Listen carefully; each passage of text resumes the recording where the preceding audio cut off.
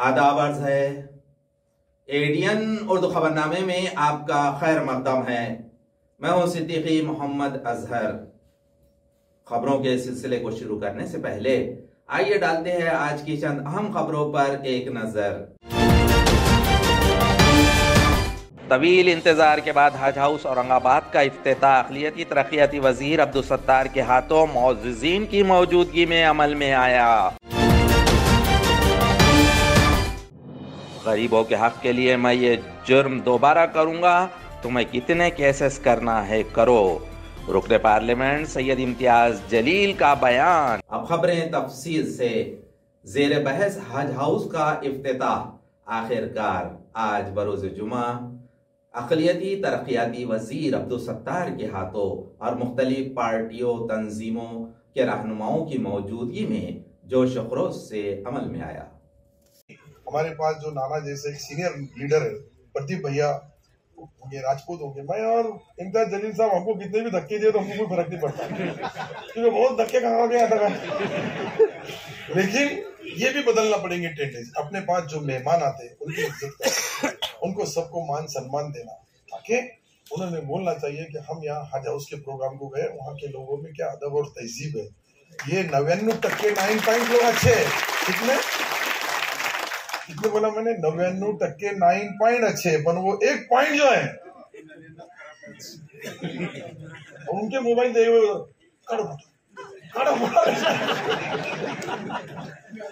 तो मैं कुछ टीका टिप्पणी नहीं कर रहा है, पर 99% लोग जिनकी जरूरत है हमारे पास से एक थोड़ी सी चीज रही हुई है, मैं उसका खुलासा करने वाला है कि इम्तियाज जलील साहब ने जो बताया, आपने जो बताया कि यहाँ से हजी लोग डायरेक्ट जाना चाहिए, उम्रे को जाना चाहिए, हज को जाना चाहिए, वो जो डिफरेंस है 82,000 रुपए का डिफरेंस है। आप केंद्र में बोलो, आपको चर्चा करना पड़ेगी कि यहाँ का, अगर आपको यहाँ का एयरपोर्ट चलाना है तो एयरपोर्ट ऐसा नहीं चलेगा। क्या मुंबई वाले को 86,000 रुपए कम है, किसको 72,000 रुपए, नागपुर वालों को ज्यादा है, और यहाँ अपने पास 86,000 रुपए ज्यादा है।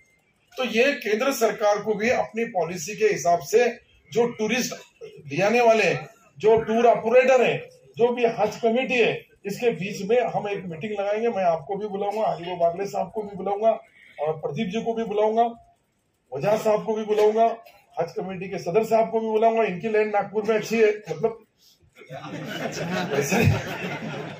ऐसा कोई गलत मतलब नहीं बोला मतलब अब देवेंद्र जी को बोलेंगे वो। और ये चीज हमको करना होगी कि औरंगाबाद संभाजी नगर से जो हाजी जाता है उसको 80,000 रुपए बहुत बड़ा फिगर है, नहीं तो फिर वो 80,000 की अब मुझे सब्सिडी देना पड़ेगी। यही तो है ना। लेकिन आप सुनो कि वहां इसलिए तो आपको भेजा कि वो एयरलाइंस को सीधा करो, उन्हें हाथ ऊपर करी तो उसके हाथ नीचे करो, ऐसा करो, करना पड़ेगा। एमपी है आप, खासदार साहब जो है, नहीं सही बता रहा, मुझे लोगों ने बोले यहाँ पैसे सिलक लगते, वो सरकार का रेट नहीं है, सरकार ने बढ़ाई नहीं है। वो जो ऑपरेटर है, वो जो कंपनी से, जो विमान कंपनी से उनका टाइप हुआ है, उन लोगों ने ये जो पैसा दलाली सिलक ले रहे, उनको भी कंट्रोल हम सबको करना पड़ेगा। तमाम रियासत में 80,000 आशा वर्कर्स और ग्रुप तर्जुमान के मुतालबात हुकूमत में इल्तिवा में पड़े हुए हैं। इन मुतालबात को मंजूर करने के लिए कई यौम से रियासत में एहतजाज जारी है। इसके एक हिस्से के तौर पर आज जिला कलेक्टर ऑफिस के रूबरू शदीद एहतजाज किया गया। तमाम रियासत में तकरीबन 80,000 आशा वर्कर्स और ग्रुप तर्जुमान के मुतालबात हुकूमत के दरबार में इल्तिवा में पड़े हैं। 12 जनवरी 2024 से रियासत में आशा खिदमतगार और ग्रुप तर्जुमान के स्टाइपेंड में इजाफे का GR हुकूमत ने नहीं जारी किया। इस मुतालबे समेत दीगर मुतालबात पर एहतजाज कर रहे हैं। इसके एक हिस्से के तौर पर आज कलेक्टर ऑफिस के रूबरू शदीद एहतजाज किया गया। आइंदा मुतालबात मंजूर नहीं किए गए तो आइंदा मजीद एहतजाज का इशारा कॉमरेड दामोदर मानकापे, कॉमरेड मंगल ठोंबरे ने दिया है। 12 जानेवारी संपावरची आहे तुम्ही मानधन वाढीची मागणी करतायत, काय सांगा? महाराष्ट्र आशा आणि गट प्रवर्तक संघटनेच्या फेडरेशन बरोबर राष्ट्रीय आरोग्य अभियानामध्ये काम करणारे अप्पर सचिव मिलिंद म्हैसेकर साहेबांबरोबर नोव्हेंबर महिन्यामध्ये चर्चा झाली होती आणि त्या चर्चेमध्ये आशांना 7,000 रुपये आणि गट प्रवर्तकांना 10,000 रुपयाचे मानधन देण्याची वाढ देण्याचं शासनानं मान्य केलं होतं आणि त्याचा GR आम्ही त्वरित काढू असं त्यांनी लेखी आश्वासन आम्हाला दिलं होतं. परंतु 3 महिने झाले तरी शासनानं कुठल्याही प्रकारची दखल घेतली नाही. म्हणून महाराष्ट्र राज्य फेडरेशनच्या वतीनं 12 जानेवारी 2024 पासून संपूर्ण महाराष्ट्रातील आशा आणि गट प्रवर्तक या संपावर गेलेले आहेत आणि त्यांची विशेषतः एकच मागणी आहे की जो मानधनवाढीचा GR आहे आणि ऑनलाईन कामाची सक्ती रद्द करण्याचा जो काही GR आहे तो GR शासनाने त्वरित काढावा. म्हणजे आशांना काम करण्यासाठी हुरूप येईल आणि आपल्या आरोग्याची शान राखता येईल. परंतु महाराष्ट्राचं शासन या कामगाराच्या मागण्याकडे दुर्लक्ष करून आशांना वेठी धरत आहे आणि त्यांनी पुकारलेला संप हा मोडीत काढण्यासाठी कसोशीनं प्रयत्न करत आहेत. परंतु आशा कुठल्याही दबावाला बळी न पडता या आंदोलनामध्ये संपूर्ण महाराष्ट्रामध्ये हिरिरीने भाग घेत आहेत आणि शासनाला सांगू इच्छितात की तुम्ही आमच्यावर कितीही अन्याय केला तरी आमच्या मागण्या मान्य झाल्याशिवाय आम्ही संप मागे घेणार नाही आणि जोपर्यंत तुम्ही आमच्या मागण्या पूर्ण करणार नाही, GR काढत नाही, तोपर्यंत आमचा संप आम्ही चालूच ठेवू. या निर्धारानं संपूर्ण राज्यातील आशा आणि गट प्रवर्तक संपावर आहेत आणि औरंगाबाद जिल्ह्यातील म्हणजे छत्रपती संभाजीनगरमधील आशा आणि गट प्रवर्तक सुद्धा 100% संपात सहभागी असून CITUच्या माध्यमातून त्यांना न्याय देण्याचा आम्ही सातत्याने प्रयत्न करत आहोत. शहर में जराइम की तादाद में इजाफे की वजह करार दिए गए बटन इस नशे की गोलियों को फरोख्त करने वाले एक मुजरिम को सिटी चौक पुलिस ने हिरासत में लिया और इसके पास से तकरीबन 30,000 रुपये कीमत के नशे की गोलियां जब्त की गई। शेख मजीद शेख गफूर उम्र 20 साल, रिहायशी सादात नगर रेलवे स्टेशन इलाका। ये बटन नाम की नशे की गोलियां फरोख्त करने वाले मुजरिम का नाम है। ये रिक्शा ड्राइवर है। वो नशे की गोलियां फरोख्त करने के लिए बारूदगर नाला आ रहा है, ऐसी इत्तला मौसूल हुई। सिटी चौक पुलिस ने इत्तला मिलते ही जुमेरात को इस इलाके में जाल फैलाया और इसे हिरासत में ले लिया। इसकी झड़ती ली गई तो इसके पास से नाइट्रोजेपम टैबलेट्स ऐसे बटन नाम से मशहूर मुख्तलिफ टैबलेट के 370 गोलियां हासिल हुए। पुलिस ने नशे की इन गोलियों को जब्त कर लिया। इसकी कीमत 30,000 बताई जा रही है। सिटी चौक पुलिस स्टेशन की police inspector Nirmala Pardeshi, police deputy inspector Prashant Munde, police deputy commissioner Arjun Kadam, Munir Pathan, Tribhuvan Tekale, Sohel Pathan, Anand Wahode समेत अद्वियात इंस्पेक्टर BD मारेवाड़ के वफ्द ने ये कार्रवाई अंजाम दी। ज़ेर बहस बैनुल अक़वामी एलोरा अजंटा फेस्टिवल का आज आगाज हुआ। इससे कबल मुंतज़मीन की जानिब से फेस्टिवल के ज़िम्न में सहाफ़ती कॉन्फ्रेंस में इत्तला दी गई।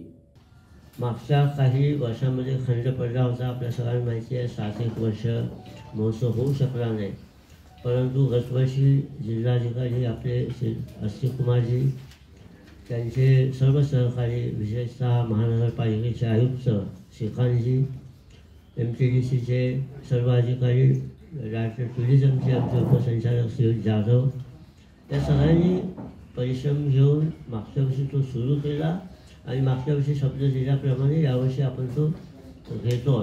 ते सातत्य टिकलं पाहिजे ही आपली जबाबदारी आहे, तुमची आणि आमची। तुमची तेवढी जबाबदारी, हा प्रेशर कायम पाहिजे का हा फेस्टिवल बंद नाही झाला पाहिजे। त्यासाठी जे काही लागले, आयोजनासाठी जे लागले ते करायला आम्ही सगळे आहोत, परंतु हा महोत्सव कोणत्याही कारणाने यापुढे खंडित होऊ नये आणि तो चालू राहावा अशी आपण सगळे मिळून प्रयत्न करूया। आज आपल्याला माहिती आहे, आज उद्घाटनाचा कार्यक्रम होईल। माननीय पालकमंत्री महोदय, माननीय पर्यटन मंत्री श्री गणेश महाजन साहेब, माननीय सावे साहेब, सन्माननीय सत्तार साहेब, या आपल्या जिल्ह्यामधले आणि विभागामधले सन्माननीय खासदार, सन्माननीय आमदार, सन्माननीय लोकप्रतिनिधी हे या उद्घाटन कार्यक्रमाला उपस्थित असतील. आज त्यांच्या संचाचा कार्यक्रम आहे.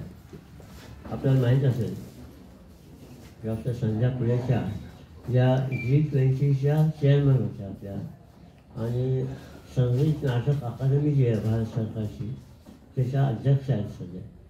त्यांचा संच म्हणजे देशामधला अतिशय चांगला दर्जेदार असा संच, त्याच्याने आपण आज उद्घाटन करतो आहोत. त्यानंतर डॉक्टर पंडिता अनुराधा पाल यांचं तबला वादन आणि त्यांच्यासोबत इतर वाद्य, सर्व महिला, स्त्री शक्ती असं आपण त्याचं नाव दिलं आहे. सर्व महिला कलावंत हा कार्यक्रम करणार आहे. आणि त्यानंतर श्री राहुल देशपांडे आणि प्रियंका बर्वे यांचं शास्त्रीय उपशास्त्रीय गायन असा आजचा कार्यक्रम आहे. उद्याच्या आणि परवाचा कार्यक्रम आपल्याला माहिती आहे. साधारणतः शास्त्रीय संगीत, शास्त्रीय नृत्य, वादन आणि त्याचबरोबर थोडंसं गायन असं आपण स्वरूप ठेवलेलं आहे. आपल्याला कदाचित माहीत असेल की पूर्वी जो महोत्सव व्हायचा 2002च्या आधी, जो वेगवेगळा व्हायचा, तिथे फक्त शास्त्रीय कला व्हायच्या, उपशास्त्रीय किंवा इतर कोणत्याही कला तिथं व्हायच्या नाही. पण आपण जेव्हा हा महोत्सव 2002पासून सोनेरी महलमध्ये सुरू केला, आपण शास्त्रीयच्या बरोबर उपशास्त्रीय, थोडंसं गाईड आणि फोक पण, काही वेळेस आपण लोककला पण त्या ठिकाणी घेतलेला. कदाचित आपल्याला आठवत असेल, लावणी पण आपण तिथे केली आहे, आपण मुशायरा केलेला आहे, आपण कवी संमेलन केलेलं आहे. म्हणजे वैविध्यपूर्ण कार्यक्रम, संगीत नाटक पण एका वर्षी आपण केलेलं होतं. म्हणजे शास्त्रीय तर आहेच आहे, उपशास्त्रीय आहे, त्याचबरोबर इतर ज्या आपल्या सगळ्या कला आहेत यांच्याही त्या ठिकाणी आपण प्रदर्शन केलेलं आहे आणि रसिकांना ते अतिशय चांगलं भावलेलं आहे. त्यांची गणेशवंदना आपण ठेवलेली आहे आणि गणेशवंदनापासून आपण कार्यक्रम सुरू करतोय. म्हणजे संध्यापुरेच्या मॅमच्या अगोदर आपण एक 3 मिनिटाची गणेशवंदना आहे त्यांची, आणि छत्रपती संभाजीनगर असल्याचा अभिमान आपल्या सर्वांना असेल आणि असायलाच पाहिजे, कारण आपल्या छत्रपती संभाजीनगरमधून त्या आपल्या ब्रँड अँबॅसेडर झालेल्या आहेत पर्यटनासाठी, सदिच्छा दूत म्हणून. तर आपण सर्वांनी, मला असं वाटतं की हे सगळ्यांना कळलं पाहिजे की त्या इथल्याच आहेत आणि पर्यटनासाठी ते आपल्या मदत करतात म्हणून.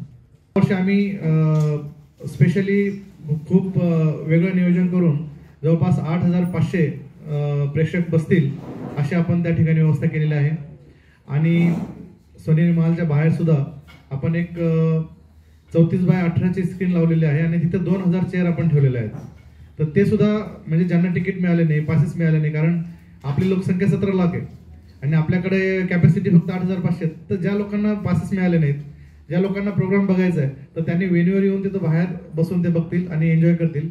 त्यासाठी आम्ही ती तशी व्यवस्था केलेली आहे. नाजरीन, अब वक्त हो चला है एक मुख्तसर से वक्फे का. वक्फे के बाद जल्द हाजिर होते हैं. देखते रहिए ADN उर्दू न्यूज.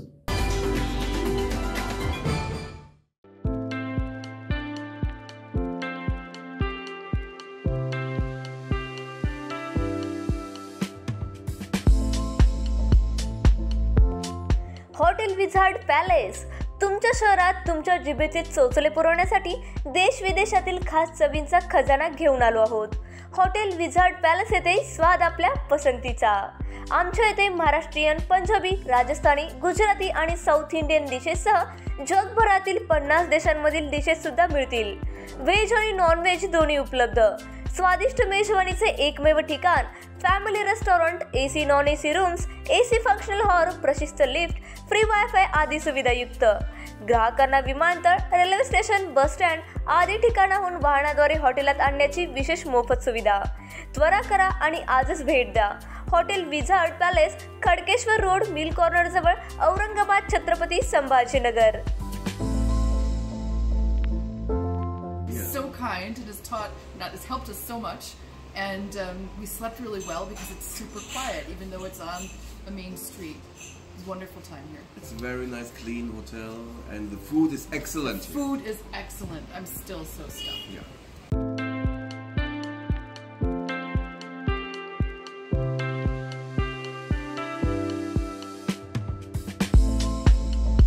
तुम्हाला ही पाण्यामध्ये मनसोक्त बोटिंग करायची आहे, परंतु ही बोटिंग करण्यासाठी गोवा देवगड सारख्या ठिकाणी तुम्हालाही जावं लागतंय. तर जरा थांबा.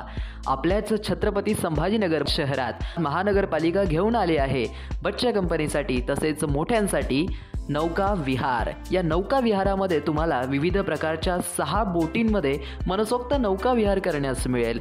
पेंडल बोट तसेच राफ्ट बोट यासारख्या विविध बोटींमध्ये मनसोक्त पाण्यामध्ये बोटिंग करण्याचा आनंद घ्या. तर त्वरा करा आणि आजच भेट द्या नेहरू उद्यान, यनाट, सिडको, छत्रपती संभाजीनगर.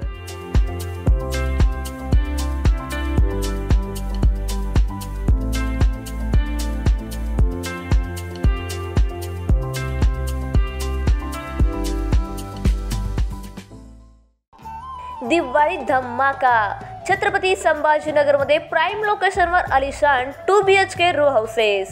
बीड बायपास रोड, सातारा परिसरापासून फक्त 200 मीटरच्या अंतरावर. हिवाळे पाटील लॉन्स पासून फक्त 400 मीटरच्या अंतरावर. आकर्षक किमतीत रो हाऊसचे मालक व्हा आणि आकर्षक बक्षिसे जिंका. किंमत फक्त 51 लाख पासून पुढे. विकसित क्षेत्रात अधिष्ठान आहे. वैयक्तिक रो हाऊससाठी प्रशस्त पार्किंग, त्याचबरोबर private garden, video door bell, सौर सिस्टीम. जागेचा पत्ता प्लॉट क्रमांक 14P 152425P, Beed bypass, Satara परिसर, छत्रपती संभाजीनगर, औरंगाबाद.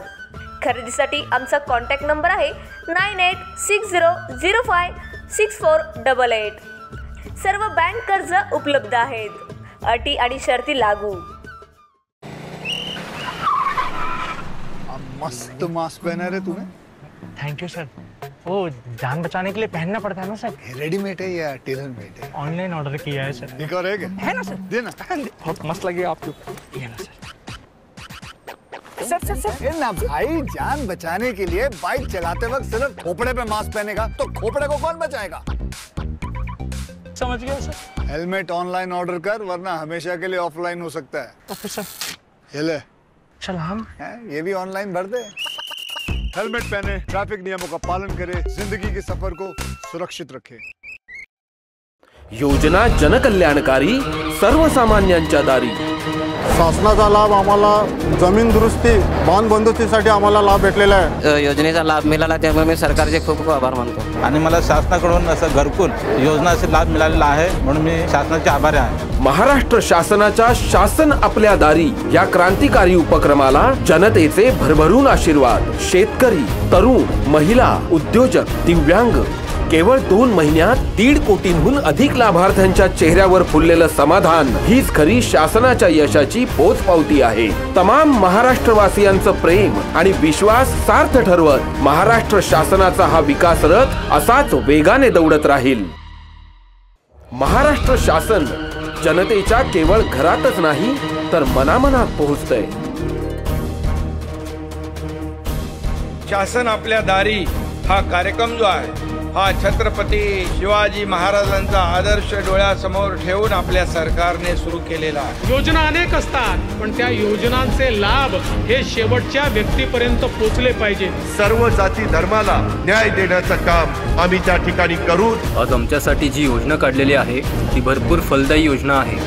केवळ 2 महिन्यात 1.5 कोटींहून अधिक लाभार्थ्यांच्या चेहऱ्यावर फुललेलं समाधान हीच खरी शासनाच्या यशाची पोचपावती आहे.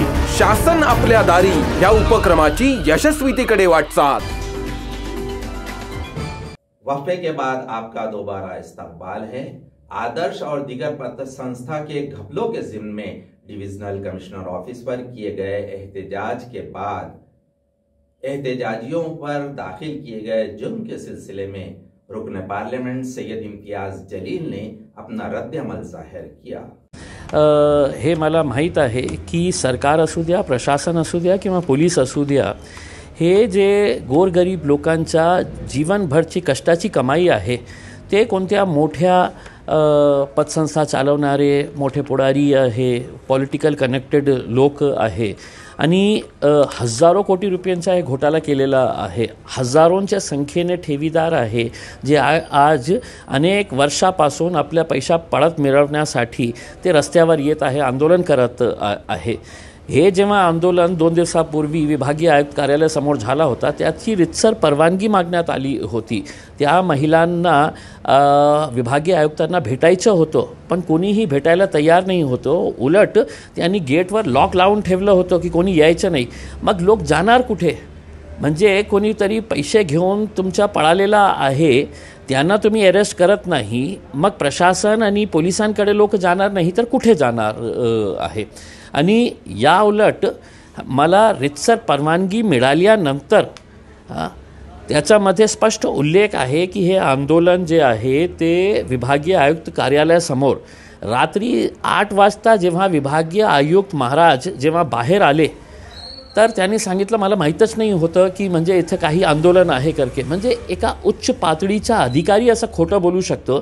म्हणजे सगळे लोक जे मोठे मोठे अधिकारी आहे, नेते आहे, हे सगळं त्यांची हात मिळवणी आहे म्हणून हे लोकांचा पैसा मिळत नाही. उलट आमच्यावर केसेस रजिस्टर करण्यात आलेला आहे आणि एक लोकप्रतिनिधी खासदार या नात्याने मला ज्या नोटीस पाठवण्यात आलेली आहे ते वाचून मला असं वाटत होतं की मी काय खूप भयानक अतिरेकी आहे का, मी काय हॅबिच्युअल क्रिमिनल आहे, काय आहे. ज्या प्रकारे या नोटिसामध्ये जे शब्द टाकण्यात आलेले आहे की तुमच्यावर असा तुम्ही सरकारी कामात अडथळा निर्माण केला आणि शासनास वेठीत धरून मी वेठीत धरलं नाही साहेब, तुम्ही हे गोरगरीब लोकांना वेठी धरत आहे. आणि त्याच्यामध्ये कंडिशन्स टाकलेली आहे. मला एका निवडून आलेल्या खासदाराला की इतर कोणताही आता गुन्हा अपराध करू नये. मला सांगण्यात येत आहे की आता इतर कोणताही अपराध करू नये, गुन्ह्यांचा योग्य प्रकारे तपास करण्यासाठी तपास प्रक्रियेत अडथळा होईल असे कृत्य करू नये, अपराधाचा पुरावा नष्ट करू नये, अगर पुराव्यात कोणत्याही प्रकारे फेरफार करू नये, आपणास ज्या वेळी तपासकामी हजर राहण्याचे आदेशित केले जाईल त्यावेळी उपस्थित राहावे. आता त्यांचा जे पॉईंट नंबर 1 आहे इतर कोणताही अपराध करू नये. हे गोरगरिबांच्यासाठी हक्कासाठी त्यांच्या कष्टाच्या पैसा परत त्यांना मिळवून देण्यासाठी हे अपराध असेल तर मी हे अपराध पुन्हा करणार. तुम्हाला जे केसेस करायचे आहे, किती लोकांवर करायचे आहे तुम्ही करा. मी हे गोरगरीब लोकांना कोणत्याही परिस्थितीत सोडणार नाही जोपर्यंत त्यांचा पैसा परत मिळणार नाही. हरसूल में एक मिल्कियत का मामला अदालत में चल रहा है. इस इमलाक को समीना बानो इद्रीस खान ने गैर कानूनी तौर पर फरोख्त किया है, ऐसा इल्जाम आयद करते हुए तहसीलदार ने भी गलत फैसला किया है. ये बात अजय रतन मगरे ने एडीएन से बातचीत करते हुए कही. 23-24 वर्षापूर्वी माझे वडील व काका यांची फसवणूक करून समीना बानो मोहम्मद भाई व इद्रिस खान राहणार खान मंजिल भडकल गेट यांनी माझी आजी व आत्या यांना न कळू देता हरसूल परिसरातील सर्वे नंबर 4 आमची वडिलोपार्जित जमिनीची रजिस्ट्री केलेली होती व परंतु आजी व आत्याला समजू न दिल्यामुळे मी 2016 पासून न्यायालयामध्ये मी दावा दाखल केलेला आहे व तसेच माझ्या आत्याचा सुद्धा 2009 मध्ये दावा दाखल आहे. तरी अशात माझा निकाल प्रलंबित आहे. परंतु या जमिनीच्या न्यायालयामध्ये वाद चालू आहे. एक मिनिट स्टॉप करू न्यायालयामध्ये. हां, परंतु परंतु या जमिनीचा न्यायालयामध्ये वाद चालू असताना या जमिनीची खरेदी व विक्री करता येत नाही व परवानगी मिळवता येत नाही. तरी समीना बानो या महिलेने कलेक्टर साहेबांना खोटी माहिती देऊन व खोटे जबाब देऊन जमिनीची खरेदी विक्रीची परवानगी मिळवली आहे व दिनांक 23/1 समीना बानो व अनिल नंदकिशोर कुमार गोयल राहणार मंठा रोड जालना यांच्यात खरेदी विक्रीचा व्यवहार झालेला आहे।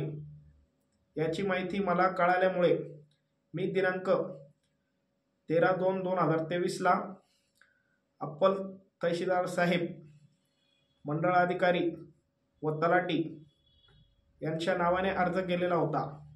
या अर्जामध्ये असा उल्लेख होता की न्यायालयामध्ये तक्रारी दाखल आहेत तरी आपण या जमिनीचा फेरफार करू नये।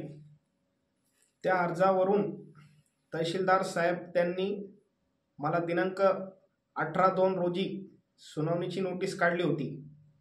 त्यानुसार मी त्यांनी दिलेल्या तारखानुसार मी तेथे प्रत्येक तारखेला हजर राहिलो होतो, परंतु तहसीलदार साहेब यांनी खोटी परवानगी काढल्यामुळे जाणून बुजून अप्पर तहसीलदार साहेब यांनी माझा अर्ज फेटाळून समीना बानो यांच्या बाजूने निकाल दिलेला आहे। तरी तो निकाल रद्द करावा व फेरफार व रजिस्ट्री रद्द करावी व यांनी शासनाची व जनतेची फसवणूक केली आहे म्हणून जे यामध्ये संबंधित आहे त्यांच्यावरती गुन्हा दाखल व्हावा ही विनंती व तसेच मी ज्या ठिकाणी राहतो तेथे समीना बानोने जाणून बुजून माझ्या घराकडे संडास सोडले आहे। त्यामुळे आमच्या इथल्या किमाया इंटरनॅशनल स्कूलच्या मुलांना व आम्हाला त्याचा त्रास होत आहे व मला या संबंधित लोकांकडून जीवाला धोका सुद्धा आहे, म्हणून लवकरात लवकर मला न्याय मिळवून द्यावा ही विनंती। भारतीय कम्युनिस्ट पार्टी की जानिब से ईवीएम के खिलाफ धरना एहतजाज किया गया। इस मौके पर एहतजाज में शामिल मुख्तलिफ पार्टी तंजीमों के रहनुमाओं ने एडीएन से बातचीत करते हुए अपने मुतालिबात के ज़िम्न में मालूमात दी।